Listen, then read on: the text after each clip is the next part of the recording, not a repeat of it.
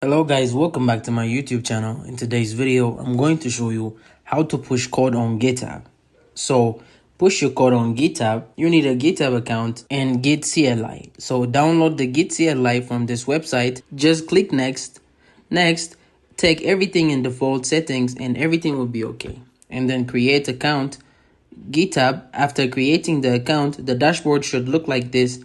Then click on the plus button, then click on new repository and this thing open. Now give a name to your repository. I called push. This name is available right now. Take everything as default and click on create repository. So your repository is created.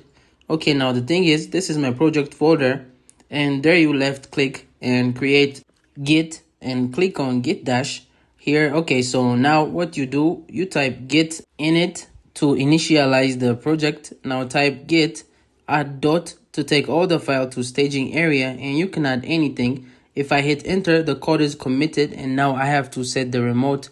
So I go to this repository and paste this command here and now I type it push -u origin master, type enter and my code will be pushed on GitHub. So that's it.